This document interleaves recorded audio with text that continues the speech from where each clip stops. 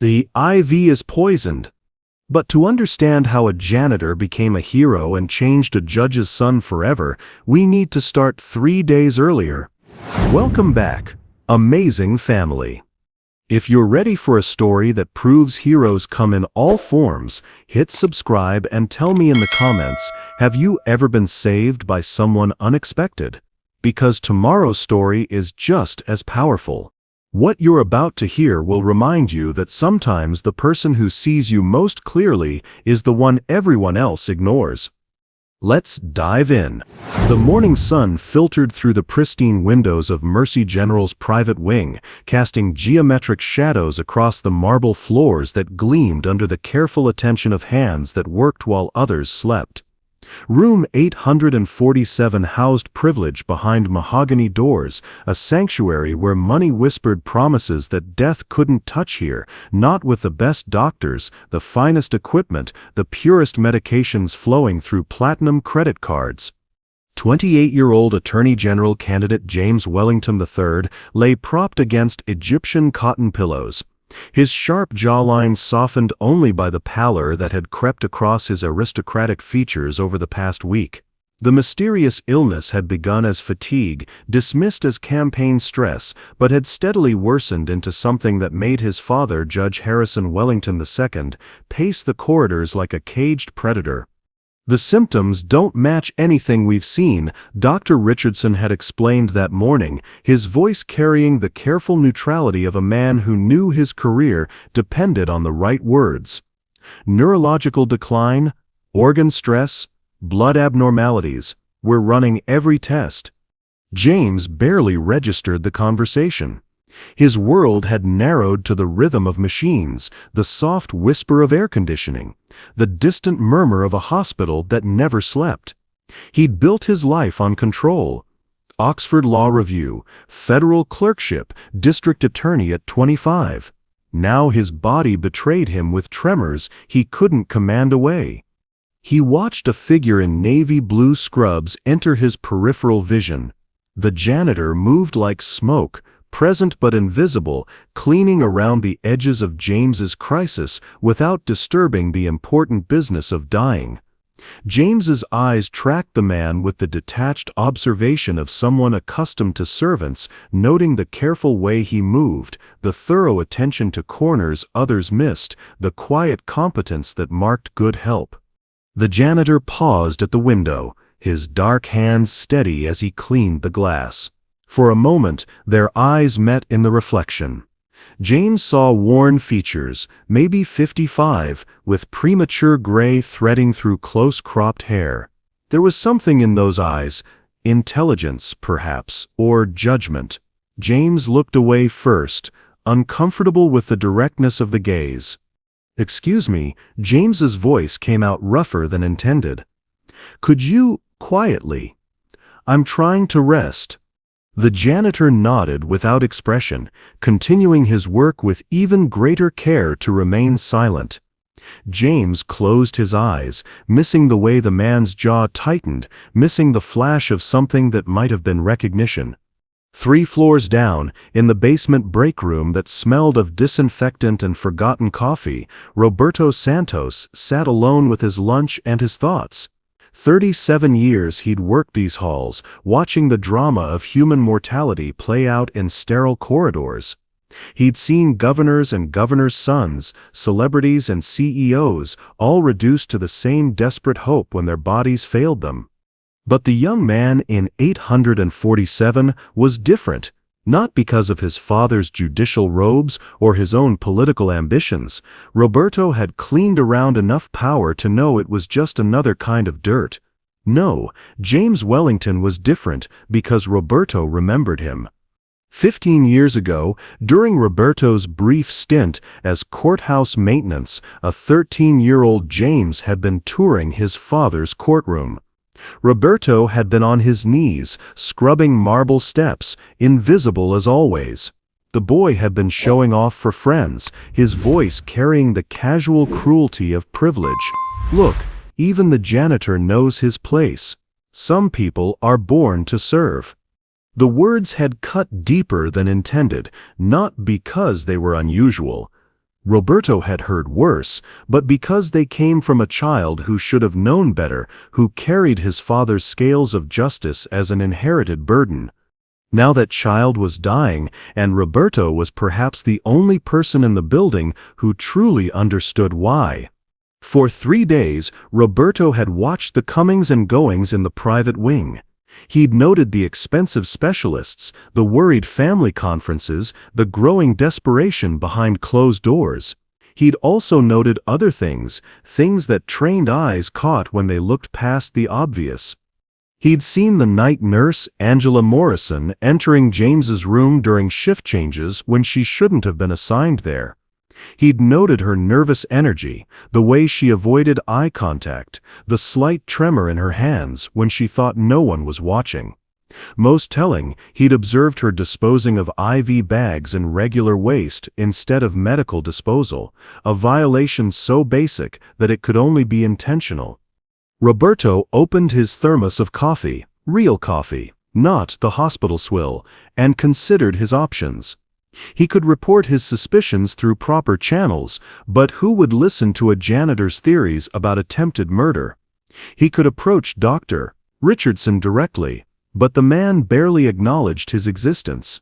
He could try to warn the family, but Judge Wellington had perfected the art of looking through service staff as if they were glass. Or he could wait, and watch, and hope he was wrong. His radio crackled, "Roberto to private wing. Cleanup needed in 847. Roberto's blood chilled. It was 2:47 p.m., shift change time. Angela Morrison would be making her rounds. He stood quickly, his joints protesting after years of hard labor, and headed for the elevator. The building seemed to stretch before him, each floor a barrier between him and a choice he wasn't sure he had the courage to make. In room 847, James felt the fever returning with renewed intensity. His vision blurred as he watched the latest IV bag drip life-sustaining fluids into his increasingly unsteady system. The machine beeped reassuringly, technology promising what his body increasingly doubted. He thought about legacy, about the campaign that was crumbling without him, about the father whose approval he'd spent a lifetime chasing. He thought about justice and power and all the ways he'd planned to change the world. He didn't think about janitors or the invisible people who kept his world functioning. But perhaps he should have. The elevator climbed with agonizing slowness, each floor a heartbeat closer to a decision that would change everything. Roberto's calloused fingers gripped his cleaning cart, knuckles pale beneath weathered skin. 37 years of invisible service had taught him to move through the world without making waves. But some waves, once they started, couldn't be stopped. The private wing hummed with quiet efficiency, a symphony of machines breathing for those who could afford mechanical lungs, pumping synthetic hope through platinum-plated veins. Roberto's cartwheels whispered against polished floors as he approached room 847, his trained eye cataloging details others missed. Angela Morrison stood beside James's bed, her back rigid with concentration. She was replacing the IV bag with practiced precision, but her movements carried the jerky tension of someone fighting their own conscience. The discarded bag sat on the medical tray, clear fluid with just the faintest yellow tinge that shouldn't have been there. Through the partially open door, Roberto could see James Wellington III propped against his pillows, skin waxy and gray under the harsh hospital lighting. The young man's breathing had grown shallow, his chest rising and falling with visible effort. Whatever was in that IV was working faster now. "Nurse Morrison?" Dr. Richardson's voice echoed from the hallway, approaching fast. Angela's head snapped up, panic flashing across her features. She grabbed the replacement bag, the one she'd prepared in whatever shadow corner served her purpose, and connected it with movements too quick, too desperate. A single drop of the yellowish fluid spilled onto the white bedsheet, spreading like a confession. Roberto's world narrowed to that single drop. Everything else, the humming machines, the approaching footsteps, the weight of 37 years of silence, crystallized into one moment of absolute clarity. He thought of his daughter Isabella, 26 now, a nurse herself at County General. "Papa," she'd said just last month, "you see everything in that place. You're like a guardian angel nobody knows about." He thought of his late wife Carmen, who'd believed that goodness showed itself not in grand gestures, but in small acts of courage when nobody was watching. He thought of 13-year-old James Wellington, voice dripping with casual cruelty. Some people are born to serve. And then he thought of the man dying in that bed, not the privileged boy who'd dismissed him, but the human being whose life was measured in drops from a poison bag. The choice made itself.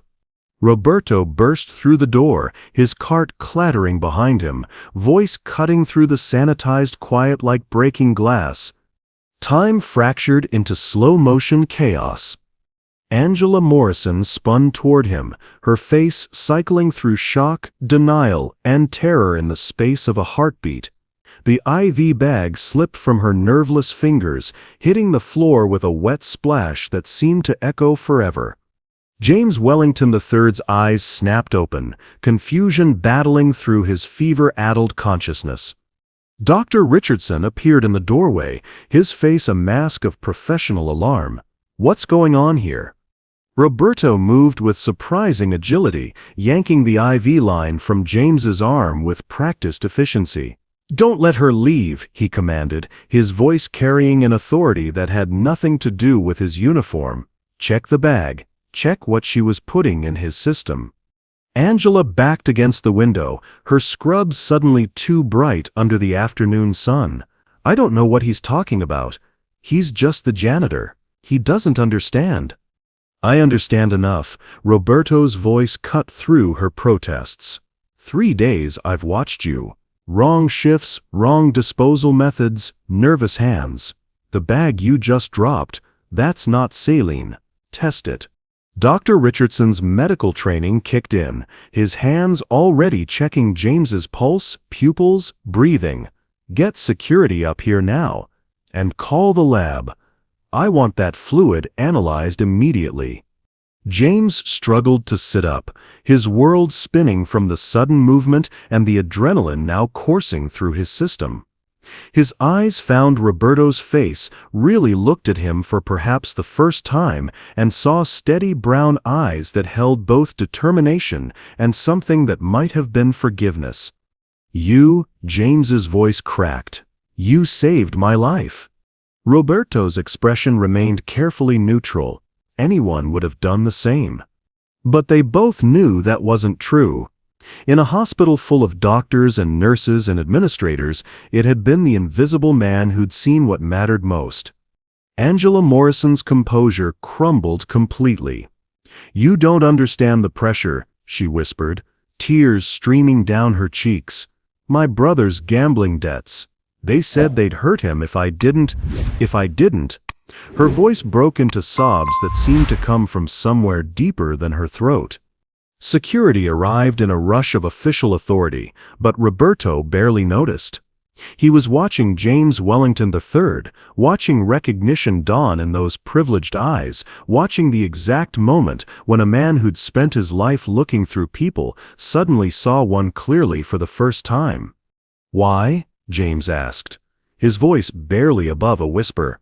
After everything, why would you?" Roberto considered the question, weighing years of dismissal against this single moment of choice. When he spoke, his voice carried the quiet dignity of a man who'd never needed external validation to know his own worth. "Because that's what people do," he said simply. "They help each other, even when nobody's watching, even when nobody says thank you."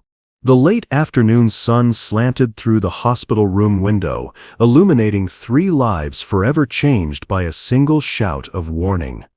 In the corridor beyond, machines continued their electronic lullabies, nurses made their rounds, and the complex machinery of modern medicine ground forward.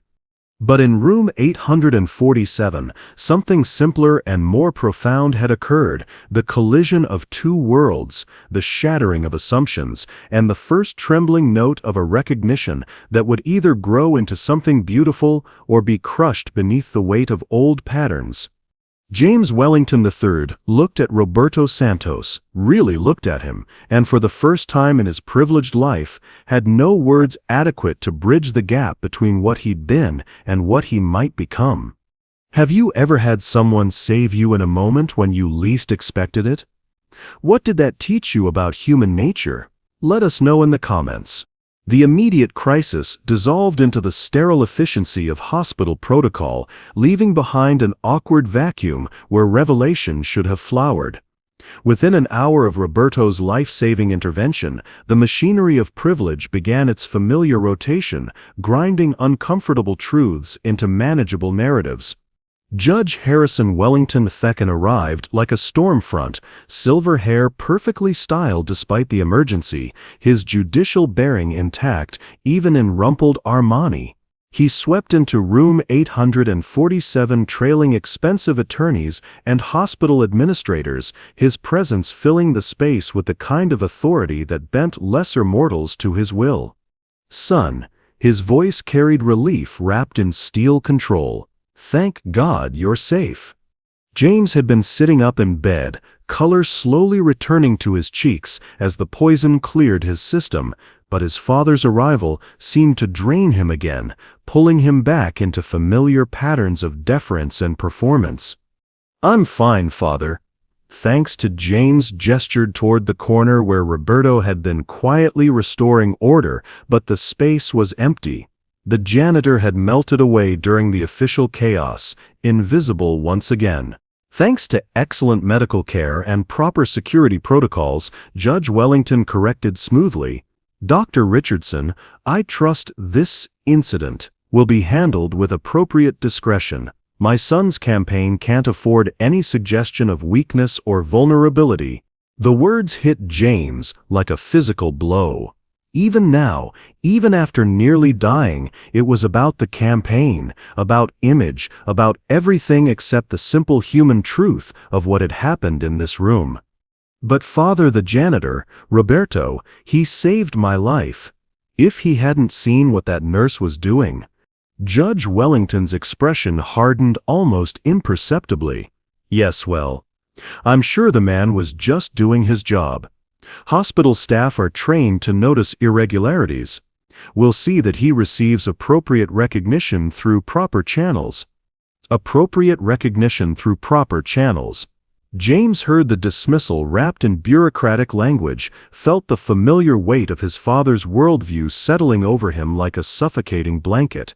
The judge was already rewriting the story, turning Roberto's courage into routine duty, his insight into lucky observation, his risk into obligation. "It wasn't like that," James insisted, but his voice lacked conviction.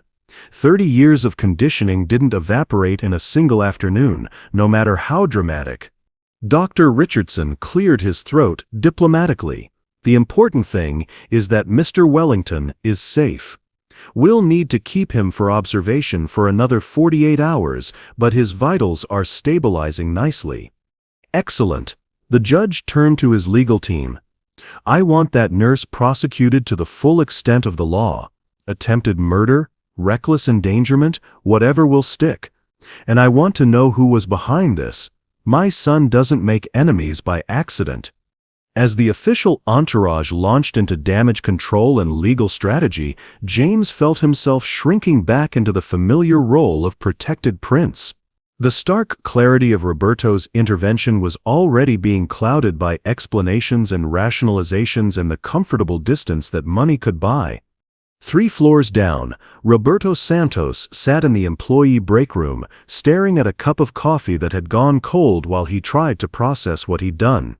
The adrenaline had faded, leaving behind a bone-deep exhaustion and the creeping certainty that his moment of heroism would cost him more than he'd initially calculated. "Roberto." Maintenance supervisor Bill Harper stood in the doorway, his expression unreadable. "Need to see you in my office." The walk down the corridor felt eternal. Roberto had been through this dance before, the careful bureaucratic shuffle that happened when working-class employees stepped outside their designated boundaries. It didn't matter that he'd saved a life. It mattered that he'd disrupted the natural order of things. Harper's office smelled of industrial cleaner and stale ambition. The supervisor settled behind his desk like a judge behind a bench, though his polyester suit carried none of Judge Wellington's natural authority. "Hell of a thing. What happened up there?" Harper began, his tone carefully neutral. "Hospitals grateful, of course. Probably saved them a massive lawsuit." Roberto waited. In 37 years, he'd learned to read the spaces between words, to hear the approaching acts in friendly preambles. "Thing is, there's been some concerns raised about protocol, about chain of command. You made accusations against a registered nurse without going through proper channels. Could have been wrong. Could have caused a panic." "But I wasn't wrong," Roberto said quietly. "No, you weren't. But what if you had been? What if you'd burst into a room shouting about poison and it turned out to be a medical reaction? Bad publicity for the hospital. Lawsuit potential." Roberto understood. The hospital needed heroes who saved lives quietly, without drama, without forcing uncomfortable questions about why it took a janitor to notice what trained medical professionals had missed. "They want me to keep quiet about it," Roberto said. It wasn't a question. Harper's relieved smile confirmed the assessment. "Not quiet, just discreet, professional. You did good work, Roberto. Nobody's questioning that. But maybe next time, proper channels first, documentation, following protocol. Next time, as if attempted murder was a routine maintenance issue." "Will there be any other consequences?" Roberto asked. "Administrative review, standard procedure, probably a commendation letter for your file, maybe even a small bonus, depending on how the family wants to handle recognition." Roberto nodded, understanding the translation. They would bury his heroism in bureaucracy, reduce it to a line item in his personnel file, and hope everyone forgot that the invisible man had been the only one who truly saw. As he walked back to his duties, Roberto felt the familiar weight of invisibility settling over him again. For a brief moment in room 847, he had been fully present, fully seen, fully valued. Now the machinery of normal life was grinding him back into background noise. But something had changed. In James Wellington's eyes, in that moment of recognition, something had shifted. The question was whether it would survive the pressure to forget, to minimize, to return to the comfortable patterns that kept the world running smoothly. Roberto picked up his cleaning cart and headed back to work, carrying within him the fragile hope that sometimes, just sometimes, seeing and being seen could be enough to change everything. Even if everyone else preferred to look away. The hospital's legal machinery ground forward with relentless efficiency, but it trapped both men in its gears. James Wellington III found himself confined not just by medical necessity, but by the intricate web of depositions, statements, and security protocols that his near-death experience had triggered. Roberto Santos discovered that being a key witness in an attempted murder case meant his invisible status had been temporarily uncomfortably suspended.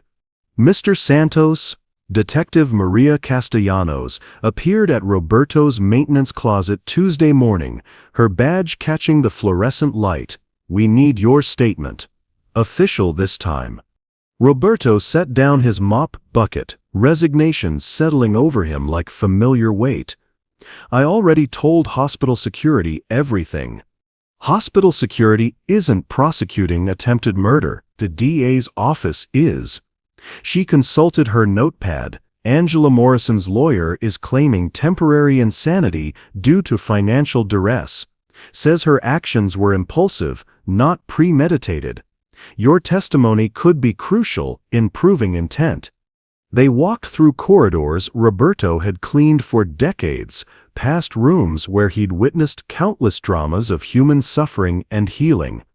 But now he wasn't invisible. Nurses nodded acknowledgement, administrators offered careful smiles, doctors actually made eye contact. The attention felt like wearing clothes that didn't fit. The conference room they'd commandeered for interviews sat adjacent to the private wing. Through the glass partition, Roberto could see the controlled chaos surrounding room 847, reporters kept at bay by security, lawyers conducting hushed conferences, the steady stream of visitors that money and power attracted. "Tell me about the days leading up to the incident," Detective Castellanos prompted, her recorder spinning between them. "What exactly did you observe?" Roberto found himself reliving those careful observations, Angela Morrison's nervous energy, the wrong shift patterns, the disposal violations that had triggered his suspicions. But as he spoke, he became aware of another presence in the corridor beyond. James Wellington III, finally mobile enough for short walks, had paused outside the conference room. Their eyes met through the glass. James looked away first. "Mr. Santos," the detective's voice pulled him back, "you were saying about the disposal protocols." For the next 2 hours, Roberto reconstructed the careful sequence of observations that had led to his life-saving intervention. The detective was thorough, professional, treating his testimony with the same gravity she'd accord any witness. But Roberto could see the calculation in her eyes, the assessment of how a janitor's observations would play before a jury, whether his credibility could withstand the inevitable attacks from Angela Morrison's defense team. When they finished, Detective Castellanos gathered her papers with bureaucratic efficiency. "We'll need you available for follow-up questions, and there'll likely be a grand jury hearing within the month." Roberto nodded, understanding that his brief emergence into visibility was far from over. As the detective left, he found himself alone in the conference room, staring through the glass at the corridor where James Wellington III had been pacing during the interview. James appeared in the doorway moments later, his hospital gown replaced by expensive casual wear that somehow made him look younger and more vulnerable. "Mr. Santos, could we talk?" Roberto gestured to the chair the detective had vacated. "You should be resting." "I've been resting for days, and thinking." James settled into the chair, his movements still carrying traces of the weakness that had nearly killed him. "About what happened. About what you did." "I did what anyone would do." "No." James's voice carried surprising firmness. "That's what you said before, but it's not true. There were dozens of people in this hospital who could have noticed what you noticed. Trained medical professionals who should have seen what you saw. But they didn't." Roberto remained silent, unsure where this conversation was leading. "Do you remember me?" James asked suddenly. "From before this week?" The question hung in the antiseptic air between them. Roberto could deflect, could claim the comfortable amnesia that smoothed over uncomfortable encounters between the classes. Instead, he chose truth. "The courthouse. 15 years ago. You were 13. James's face tightened with recognition and something that might have been shame. "What I said to my friends about knowing your place. Children say thoughtless things," Roberto offered diplomatically. "I wasn't just a child. I was a Wellington, raised to believe that justice and fairness were our family legacy, but I treated you like you were invisible, like you didn't matter." James's voice dropped to barely above a whisper. "And then, when it mattered most, you saved my life anyway." The moment stretched between them, heavy with implications neither man seemed ready to explore fully. Through the conference room windows, the hospital continued its eternal rhythm, the dance of healing and dying that recognized no boundaries of class or privilege. "The district attorney wants to use me as a character witness," James said finally, "to establish that Angela Morrison had opportunity, that her behavior pattern was observable to anyone paying attention. They want me to testify that you showed exceptional awareness, that your intervention was based on professional competence, not luck." Roberto understood the subtext. James was offering to legitimize his heroism, to give it the stamp of official recognition that might matter in courtrooms and personnel files. "And will you?" Roberto asked. "If you want me to. But I was hoping—" James hesitated, struggling with words that had no precedent in his privileged vocabulary. "I was hoping you might help me understand something first." "Understand what?" "How someone sees what everyone else misses. How someone chooses to care when they have every reason not to." James met Roberto's eyes directly. How someone becomes the kind of person who saves lives instead of just protecting their own interests. Roberto considered the question, weighing 37 years of invisible service against this moment of genuine inquiry from someone who'd never had to question his own worth. "Maybe," Roberto said carefully, "we could figure that out together." Outside the conference room, the machinery of justice and privilege continued its complex dance. But inside, two men from different worlds began the delicate process of building a bridge across the chasm that had separated them for 15 years. It would be neither quick nor easy, but it would be real. The revelations came in fragments, scattered across 3 days of forced proximity as both men navigated the legal aftermath that bound them together. It began with a simple question in the hospital cafeteria, where Roberto had agreed to meet James away from the circus of lawyers and reporters that surrounded the private wing. "You have family?" James asked, stirring artificial sweetener into coffee that tasted like disappointment. Roberto's weathered hands wrapped around his own cup, black coffee, no additions, the way Carmen had taught him to drink it 40 years ago. "Had a wife, Carmen. She passed 3 years ago. Cancer." He paused, weighing how much truth to offer. "Have a daughter, Isabella. She's a nurse at County General." A nurse. James absorbed this information, perhaps understanding for the first time that the man who'd saved his life had his own complex history, his own losses and loves. "She must be proud of what you did." Roberto's smile carried depths of paternal love that James had never seen directed at himself. "Isabella says I see too much, worry too much, but she also says the world needs more people who pay attention when others look away." Sounds like good advice. James pushed food around his plate without eating. "My father thinks I should minimize your involvement in the official story. Says it muddles the narrative, makes it look like our security failed." The words hung between them, exposing the fault lines that privilege carved through simple human decency.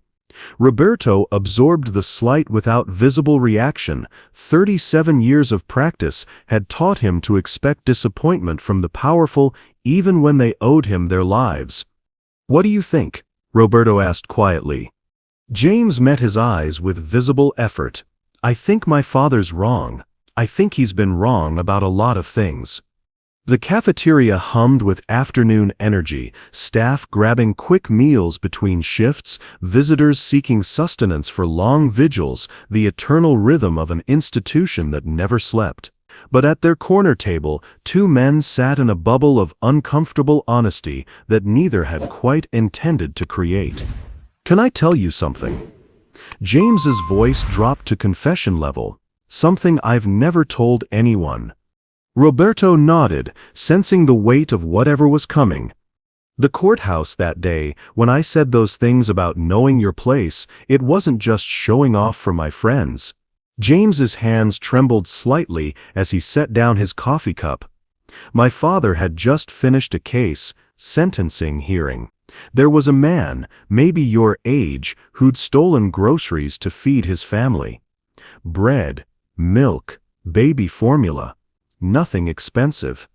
Roberto waited, understanding that some stories needed space to breathe before they could be born. "My father gave him the maximum sentence. 18 months.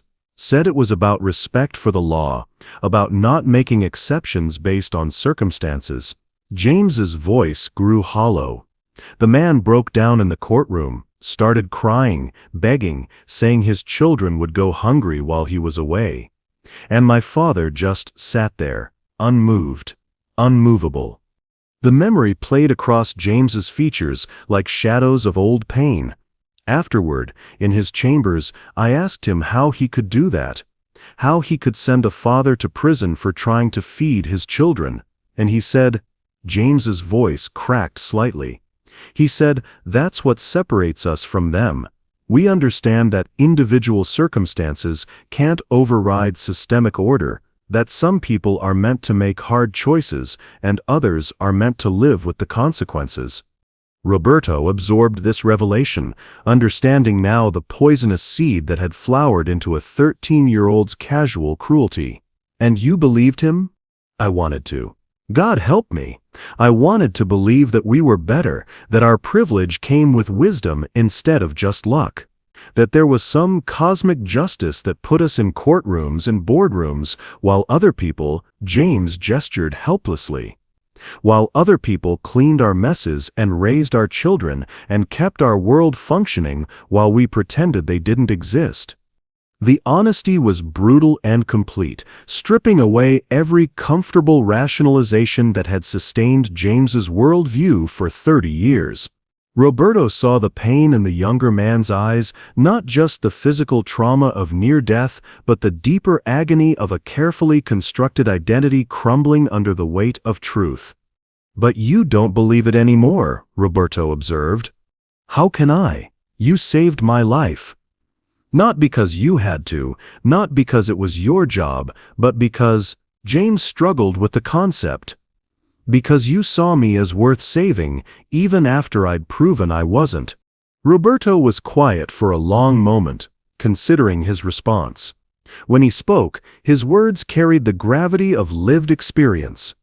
My daughter Isabella works in the emergency room at County. Gunshot wounds, overdoses, accidents. She treats gang members and police officers, immigrants and citizens, rich and poor.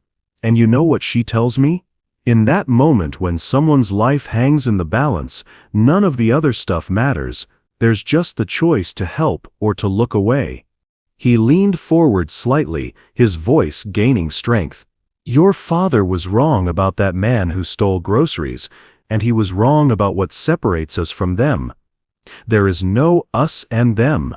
There's just people trying to survive, trying to protect the ones they love, trying to do right when everything else is going wrong.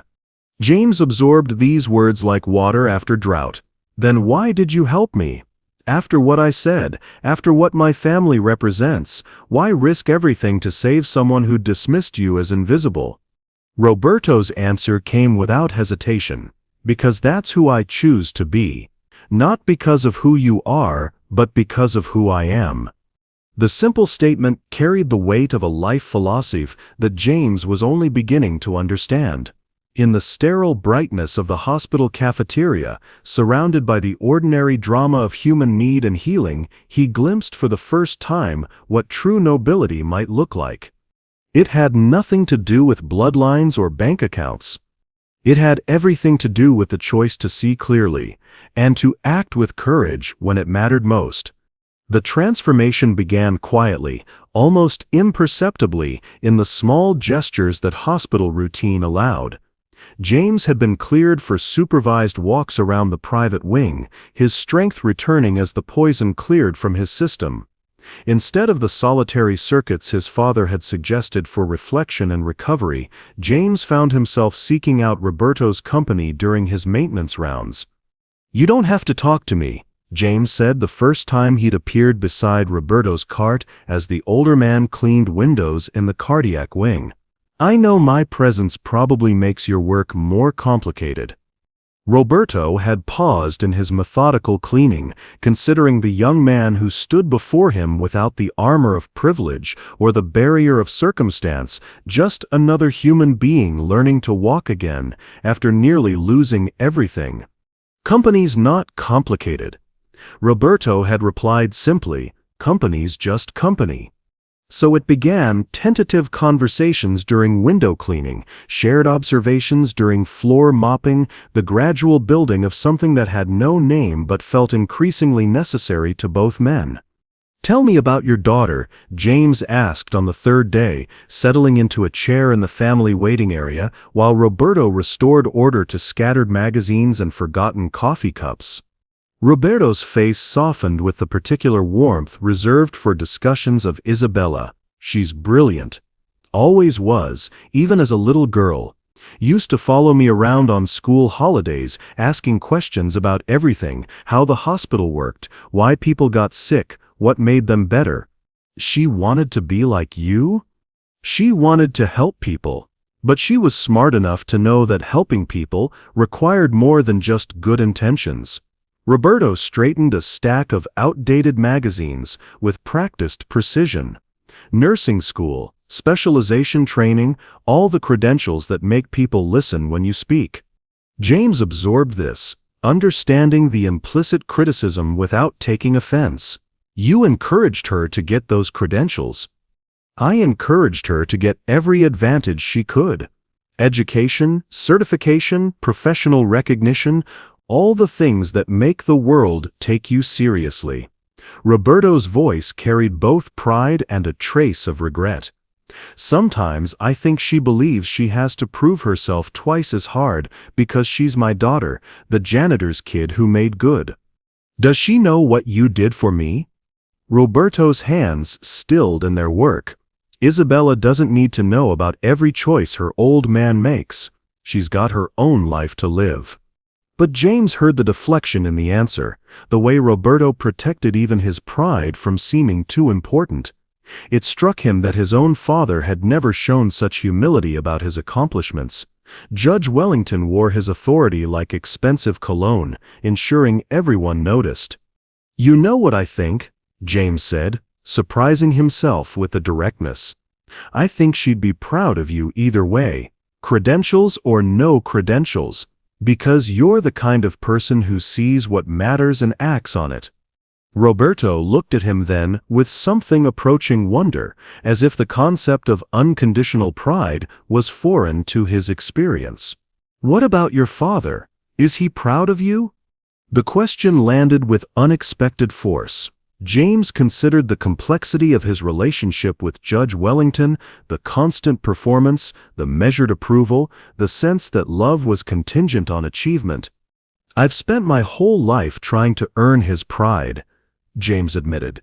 "Law school, clerkships, the district attorney position, now the attorney general campaign. Every step designed to prove I'm worthy of the Wellington name. And now?"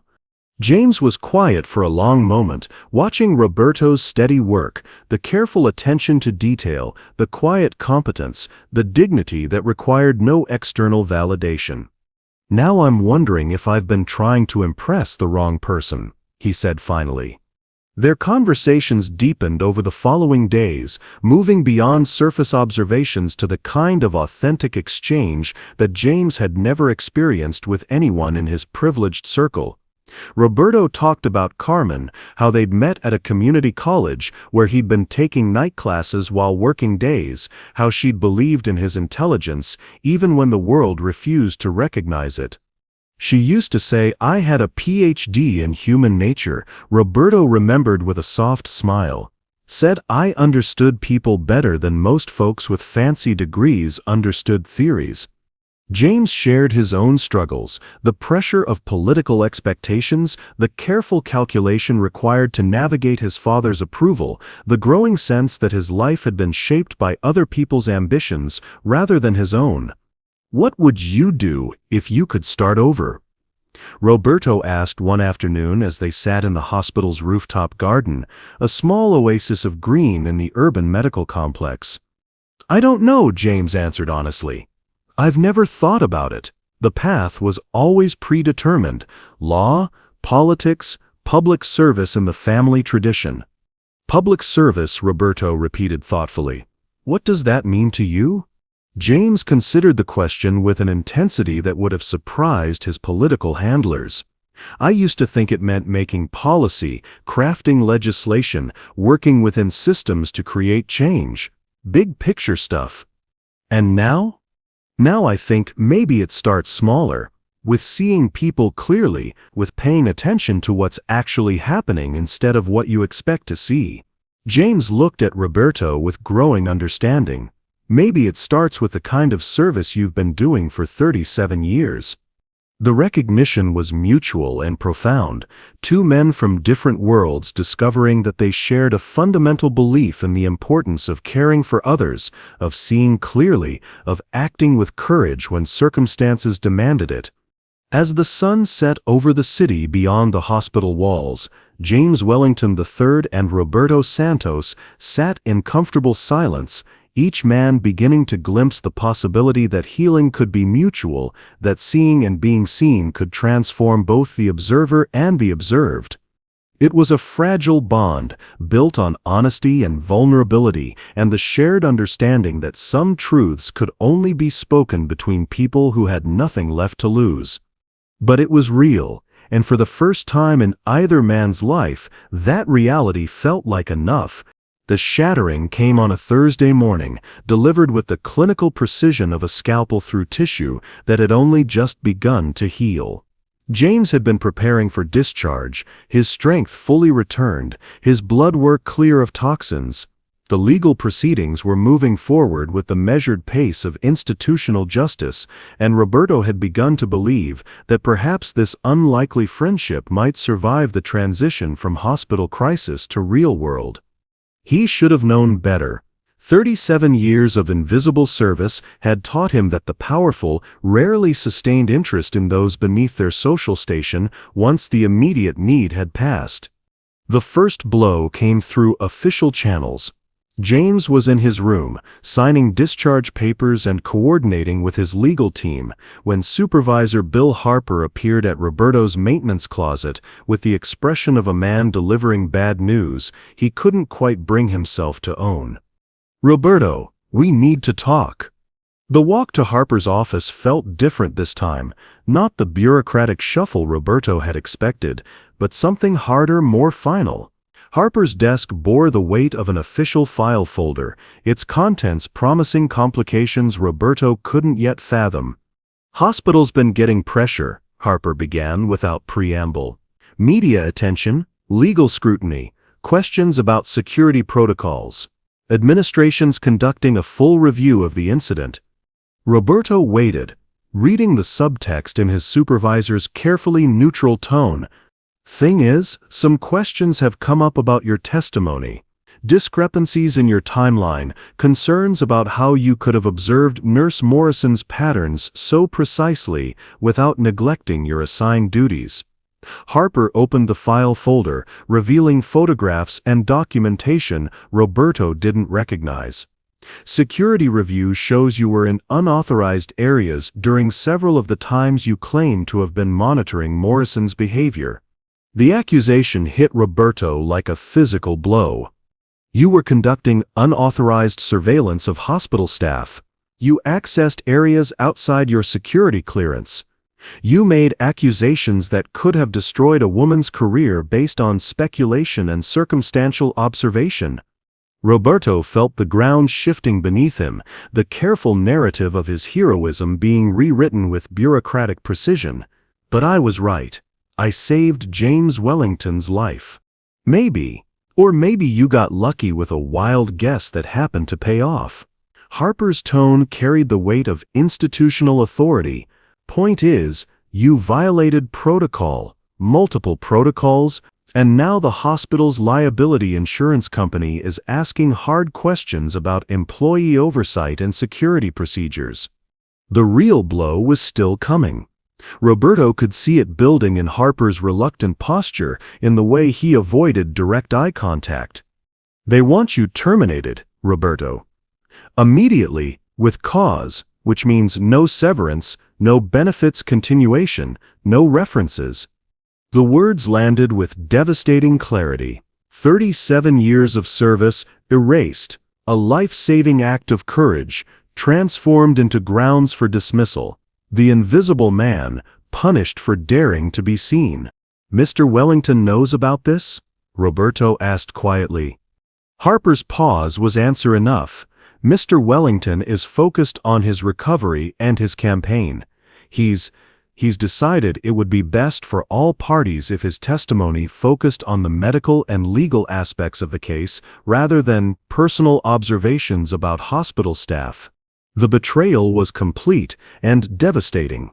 James had chosen the safe path, the politically expedient path, the path that preserved his own interests while abandoning the man who had saved his life. Roberto walked through the hospital corridors one last time, collecting his personal items from the maintenance closet where he'd stored decades of small treasures, photos of Carmen and Isabella, a thermos that had survived 20 years of coffee and contemplation, certificates of appreciation from grateful patients who'd taken the time to notice his work. The private wing felt different now, no longer a place of healing and hope, but a monument to the careful distances that money maintained between the served and the serving. As he passed room 847, Roberto heard familiar voices through the partially open door. "Absolutely the right decision," Judge Wellington was saying. "The man overstepped his boundaries, violated hospital protocol. Whatever his intentions, we can't have this kind of irregular behavior associated with your case." "I know, Father. You're right. It's just nothing, James. You have a political future to consider. The Attorney General's office, then perhaps the governor's mansion, maybe even Washington eventually. You can't afford to be seen as someone who needs rescue from the help." Roberto paused in the corridor, understanding finally that some chasms could never be bridged, that some transformations were too threatening to the established order to be allowed. "What about the grand jury testimony?" James's voice carried a note of uncertainty that might have been conscience or merely political calculation. "Your testimony will focus on the medical evidence, the hospital's security failure, the criminal negligence of Nurse Morrison. Clean, clear, legally sound. No need to complicate the narrative with unnecessary details about janitors and their observations." Roberto continued walking, each step carrying him further from the brief moment when he had been seen, valued, recognized as fully human. The security guard at the employee exit nodded sympathetically. Word traveled fast in hospitals, and everyone knew that heroes were only welcome when they stayed safely in their assigned roles. Outside, the afternoon sun felt harsh against his skin. Roberto Santos, formerly invisible, now erased entirely, stood on the sidewalk and contemplated the ruins of a trust he'd been foolish enough to believe could survive contact with reality. His phone buzzed with a text from Isabella. "Dad heard about the hospital. Coming over tonight with dinner. We'll figure this out together." For the first time in days, Roberto smiled. His daughter hadn't abandoned him. His daughter still believed in the man who paid attention when others looked away. It would have to be enough, because sometimes, when the powerful showed their true nature, the love of those who truly saw you was all the vindication you could hope for. James Wellington III had chosen his path. Roberto Santos would choose his own. And perhaps in time they would both discover what those choices cost them. The silence in James Wellington III's penthouse apartment was deafening, the kind of expensive quiet that money bought but couldn't fill. 3 days had passed since Roberto's dismissal, 3 days since James had allowed his father to rewrite the narrative of his salvation into something politically palatable and morally bankrupt. He stood at the floor-to-ceiling windows overlooking the city, watching the lights twinkle in the darkness below. Somewhere in that sprawl of humanity, Roberto Santos was facing an uncertain future because James had chosen comfort over courage, political expediency over human decency. The district attorney's office had called twice that afternoon, finalizing details for his grand jury testimony scheduled for the following week. Clean, clear, legally sound, exactly as his father had orchestrated. No complications, no unnecessary heroes, no inconvenient acknowledgement of the invisible man who had saved his life. James's reflection in the window looked like a stranger, pale, hollow-eyed, carrying the weight of compromises that had seemed inevitable until they became unbearable. His phone buzzed. A text from his campaign manager: polling shows strong support for tough-on-crime narrative. Your testimony will be perfect launching pad for AG announcement. This is your moment, James. This is your moment. The phrase echoed in his mind as he paced the marble floors of his inherited privilege, each step carrying him further from the man he'd briefly glimpsed he might become. The turning point arrived unexpectedly, wrapped in the mundane details of modern life. James had ordered dinner from the exclusive restaurant that catered to his building's residents, a habit so ingrained he'd barely registered the transaction. But when the delivery arrived, something stopped him cold. The delivery man was young, maybe 25, with calloused hands and tired eyes that reminded James uncomfortably of Roberto's steady gaze. As James signed the receipt, he noticed the man's name tag: Miguel, working my way through nursing school. Nursing school? James found himself asking. Miguel's face lit up with the enthusiasm of someone whose dreams remained intact. Yeah, man. 3rd year. It's tough, working nights to pay for classes, but my mom always said education was the way up, you know? She cleans offices downtown, works 2 jobs so I can focus on studies. The words hit James like physical blows. Here was another invisible person, another member of the serving class that his world depended upon but refused to see. Another human being with dreams and dignity, and the kind of courage it took to climb from circumstance towards something better. Your mom sounds like a wise woman, James managed. She's the best. Always taught me to pay attention, to notice when people need help. Says that's what makes the difference between just having a job and having a calling. Miguel gathered up his delivery bag. Have a good evening, sir. James stood in his doorway long after Miguel had disappeared into the service elevator, the young man's words echoing through the expensive emptiness of his apartment. Pay attention. Notice when people need help. That's what makes the difference between just having a job and having a calling. The realization came with crystalline clarity. Roberto Santos had a calling. Isabella Santos had a calling. Miguel, the nursing student, had a calling. They understood something fundamental about human purpose that James, despite all his privilege and education, had never grasped. Until now. James moved through his apartment with sudden purpose, gathering items he hadn't touched in months: his law school notebooks, copies of legislation he'd helped draft, the idealistic speeches he'd given as a young prosecutor about justice and service. Buried beneath the political calculation and career maneuvering, he found traces of the man he'd once hoped to become. At midnight, he made the first call. Roberto? It's James Wellington. I know it's late, but I need to tell you something. The pause on the other end of the line stretched like a held breath. When Roberto spoke, his voice carried the careful neutrality of a man who'd learned not to expect much from those who had disappointed him.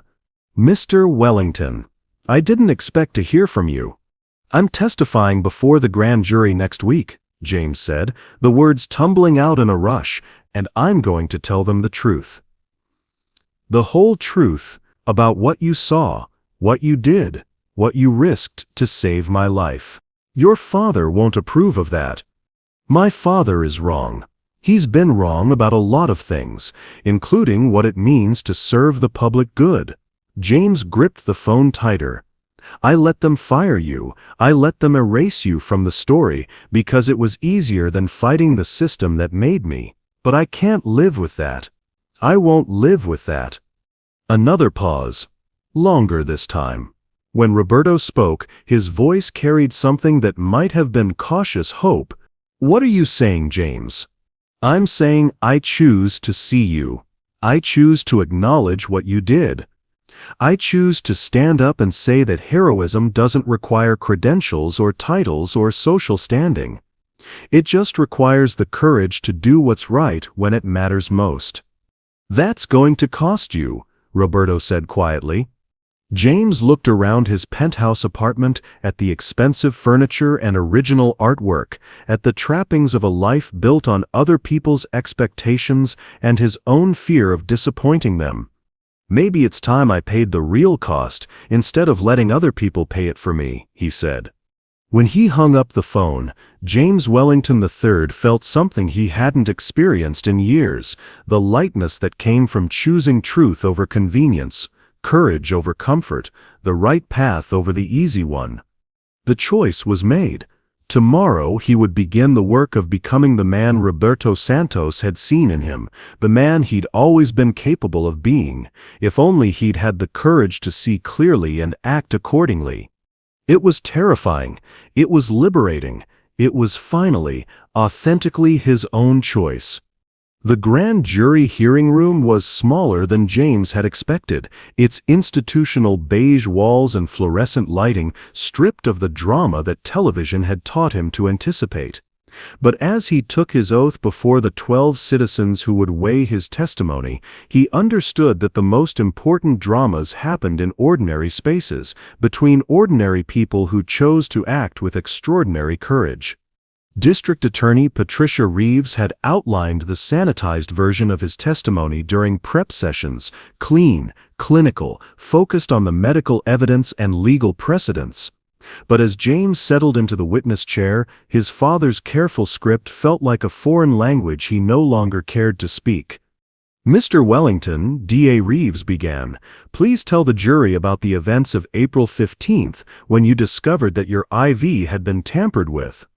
James looked out at the faces of the jurors, working people, mostly, with the kind of tired eyes and calloused hands that reminded him of Roberto's steady presence. He thought about Miguel, working nights to pay for nursing school. He thought about Isabella Santos, fighting twice as hard to prove herself because she was the janitor's daughter. He thought about all the invisible people who kept the world functioning while others looked away. "I didn't discover anything," James said clearly. "I was unconscious, dying from poison that had been introduced into my IV system over several days. The person who discovered the tampering, who saved my life, was Roberto Santos, a maintenance worker who had been observing suspicious behavior that trained medical professionals had missed." D.A. Reeves's expression tightened almost imperceptibly. "Mr. Wellington, I think there may be some confusion about the timeline." "There's no confusion," James interrupted gently. "For 3 days, Mr. Santos noticed irregularities in Nurse Morrison's behavior, wrong shifts, improper disposal protocols, nervous energy that suggested someone acting against their own conscience. He documented these observations mentally, the way a man does when he's spent 37 years paying attention to details that others consider beneath notice." The courtroom was silent now, the careful script abandoned in favor of truth that demanded its own space. When Mr. Santos saw Nurse Morrison preparing to administer what he recognized as a contaminated IV bag, he made a choice. He could have remained invisible, as the world expected him to be. He could have assumed that someone else would notice, that someone with more authority would intervene. Instead, he burst into my room shouting a warning that saved my life. James turned to face the jurors directly. "Roberto Santos is the reason I'm alive today. Not hospital security, not medical protocols, not the expensive care that my family's money could buy. A janitor who chose to see clearly and act courageously when everyone else was looking away." In the gallery behind him, James heard the soft sound of his father rising from his seat, whether in pride or fury, he couldn't tell and no longer cared. This testimony was no longer about political calculation or career preservation. It was about acknowledging the full truth of what had happened in room 847. Mr. Santos was subsequently fired for his heroic actions, James continued. terminated for violating protocols that, had he followed them, would have resulted in my death. The man who saved my life was punished for daring to step outside his assigned role, for refusing to remain invisible when visibility was required to save a human life. The grand jury returned an indictment against Angela Morrison within hours, but for James, the real verdict came 3 days later, when he stood outside the maintenance entrance of County General Hospital, waiting for Roberto Santos to emerge from his new job, a position Isabella had helped him secure through her connections in the nursing community. Roberto appeared in the doorway, moving with the same quiet competence James remembered from Mercy General. When he saw James waiting, he paused, his expression carefully neutral. "Heard about your testimony," Roberto said simply. "Heard about your new job," James replied. "Isabella's doing?" Roberto's face softened with paternal pride. "Isabella says County General needs people who pay attention. Seems they agree." They stood in comfortable silence for a moment, two men who had traveled impossible distances to reach this ordinary parking lot conversation. "I withdrew from the Attorney General race," James said finally. Roberto absorbed this information without surprise. "What will you do instead?" "I'm thinking about public defense work. Legal aid, maybe. Representing people who can't afford to buy justice." James smiled with something approaching peace. "Isabella mentioned that County General needs legal advocates for patients' rights issues. People who get lost in the system, whose voices get ignored because they're not important enough to matter." "Sounds like good work," Roberto said. "Think I could be good at it?" Roberto considered the question with the same careful attention he'd once brought to suspicious IV bags and nervous nurses. "I think you could learn to pay attention. I think you could learn to see people clearly. That's the hardest part of the job." As Roberto walked toward the bus stop, James called after him, "Roberto, thank you for everything." The older man turned back, his weathered face creased with something that might have been forgiveness or simply acceptance. "Thank you for choosing to see," Roberto replied. "That's all any of us can do, choose to see clearly and act accordingly." 6 months later, James Wellington III opened a storefront legal clinic 3 blocks from County General Hospital. The sign in the window read, "Wellington Legal Aid, Endereg 1. Everyone deserves to be seen." His first client was Miguel, the nursing student whose mother was fighting an illegal eviction from her apartment. Roberto Santos, head of environmental services at County General, sometimes stopped by during his lunch breaks. They would drink coffee, real coffee, the way Roberto had taught James to appreciate it, and talk about the work of seeing people clearly, of paying attention when others looked away. It wasn't the life either man had planned, but it was real, and it was built on the solid foundation of mutual respect and the shared understanding that true nobility came not from titles or bloodlines, but from the daily choice to recognize the full humanity of everyone whose path crossed yours. What does it mean to you to truly see someone? Have you ever had a moment where someone's act of courage changed your entire perspective? Share your story with us. Sometimes the most ordinary heroes create the most extraordinary changes. In the end, they had both been saved, not just from poison or dismissal or the comfortable blindness of their separate worlds, but from the deeper tragedy of living without connection, without purpose, without the transformative power of love that transcends every boundary society creates, to keep people apart. The IV no longer dripped its steady rhythm of time running out. Instead, it had been replaced by something infinitely more precious, time that stretched forward with possibility, with purpose, with the promise that seeing and being seen could indeed change everything. If you enjoyed this story, you will surely love the next one. It's as crazier and more intriguing as you can ever imagine. So do check it out. Click on the image showing on your screen right now to watch the next one.